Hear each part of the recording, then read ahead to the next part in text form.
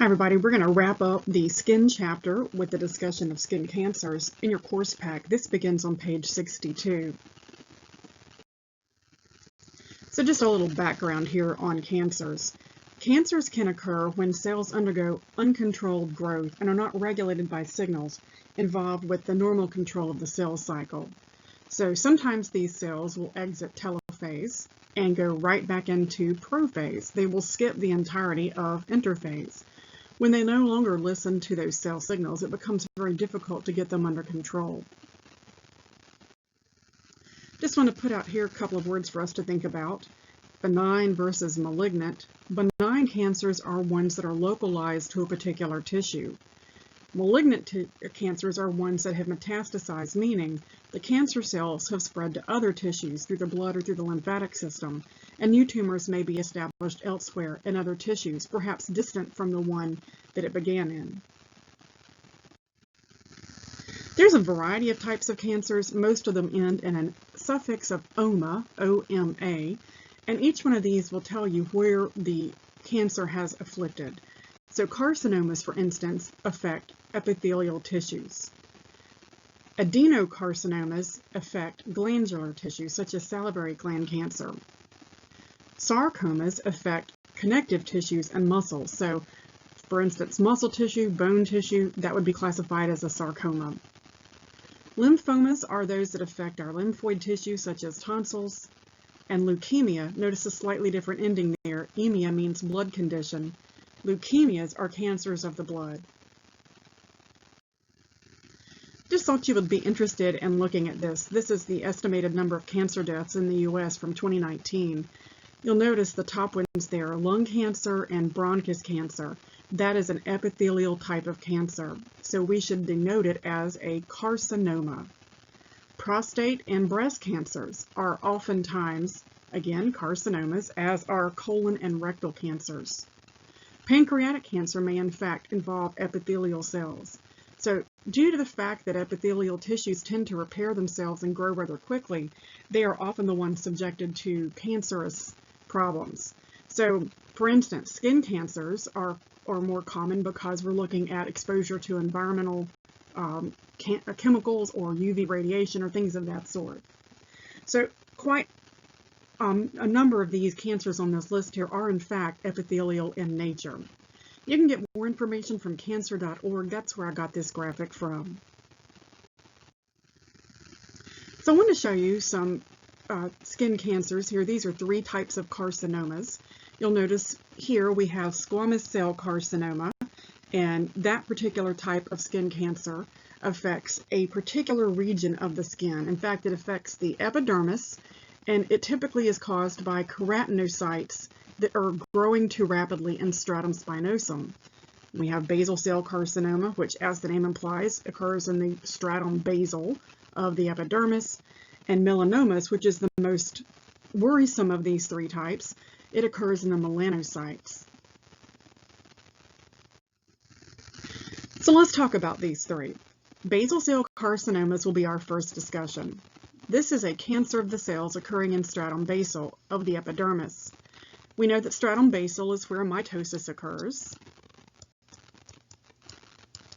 Okay, and that's of course a process that makes new cells.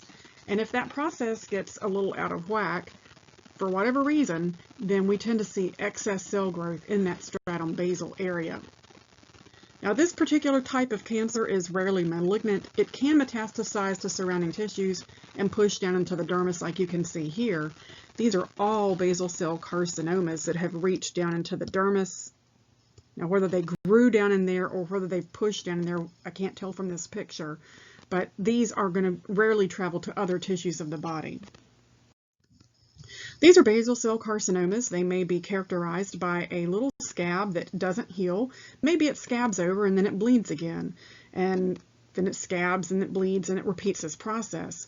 Those are warning signs of a basal cell carcinoma, a wound that will not heal.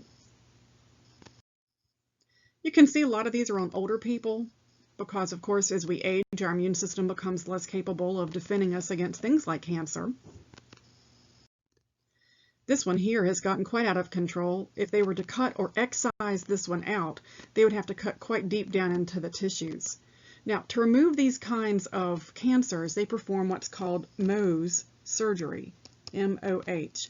And imagine a bad spot on an apple. If you've got, say, a cancerous piece right here, when the cancer is being removed, they will cut an area out. They'll have a pathologist look to see if the margins are clear, meaning no cancer, and if not, they continue to cut again. And they'll cut again until they eventually get all clear margins. So what may be left is in fact a gaping hole in the skin.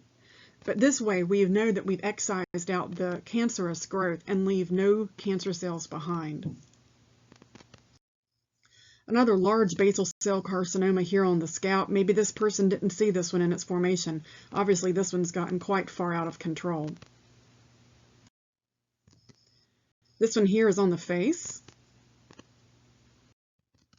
And this one is a recurrent basal cell carcinoma on the face. You can see the person's eyes here, and of course the nose right there. Let's talk about squamous cell carcinomas. These are caused by keratinocytes that have become cancerous in the epidermis. We know that keratinocytes are very common in the epidermis, and they help to produce a waterproofing protein known as keratin. That's normally what they're supposed to be doing. Here you can see a scaly-looking carcinoma. That's classic of a squamous cell carcinoma because those keratinocytes do produce that dry waterproofing protein, that keratin. A lot of these have a dry, scaly appearance to them. Sometimes they also have colors mixed in, and that's because sometimes melanocytes get in on the action, and we tend to see colorations like blacks, blue, yellow, even greens mixed into these squamous cell carcinomas. So these may in fact be a sore that won't heal, but more often what we see are things like a scaly growth, something that looks like one of these here. Another set of squamous cell carcinomas. And another set of squamous cell carcinomas.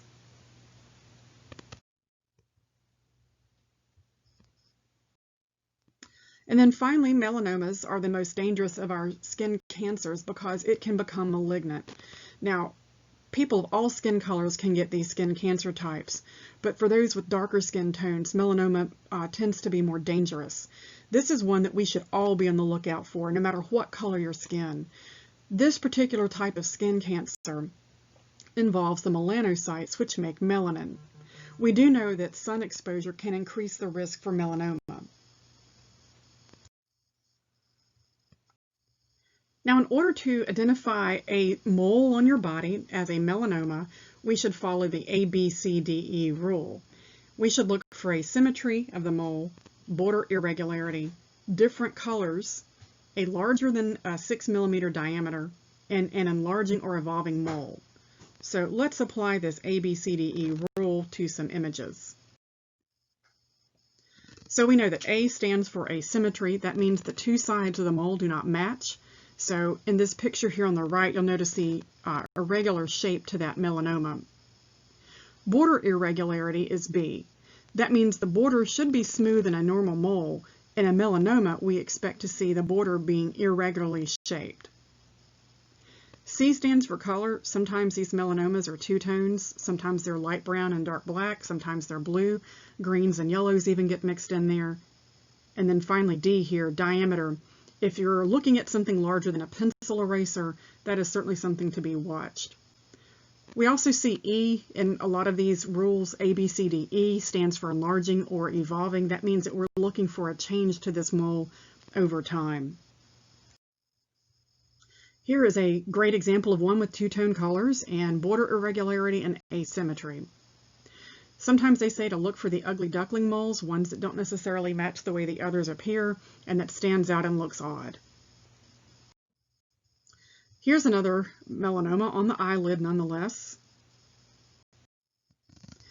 And melanomas can occur in any part of the body. The penis is pictured in the far bottom left. Other parts of the skin, notice the irregular borders, the asymmetry, and the odd colorations there. Another malignant melanoma here. It fits the A, the B rule. You're looking at an asymmetrical and border irregularity for this one. Left untreated, you can see that this melanoma can travel to other parts of the body and set up residence there. So these are malignant melanomas. Large one on the face, obviously bigger than a pencil eraser. All right, and so again, the picture on the left shows a melanoma on light skin. You can see border irregularity, asymmetry, color differences. On the dark skin on the right, you can see border irregularity and asymmetry very clearly on those. Melanoma also appears in odd places we wouldn't normally suspect finding it. We often associate melanoma with sun exposure, but it doesn't have to be. So here you can see melanoma that is formed on the gums, and you can see on the picture on the right one that's formed under a fingernail. Here is an excised melanoma, one that has been cut out. It is a rather large one.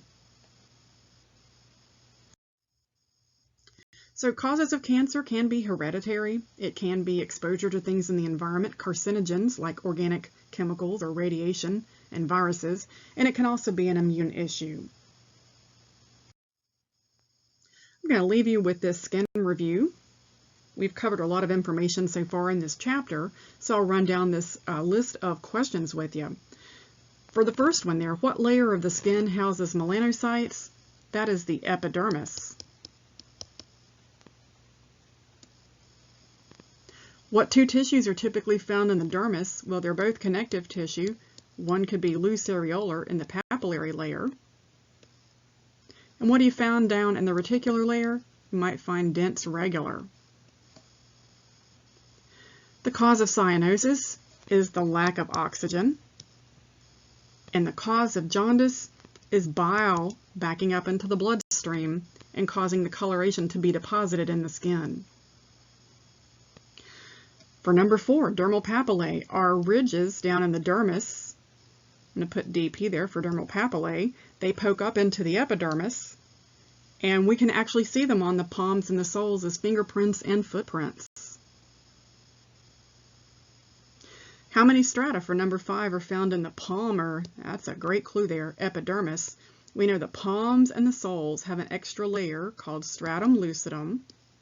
So there are in fact 5 strata in the palms and the soles. Everywhere else in the body we only see 4 strata because only lucidum is found in the palms and the soles.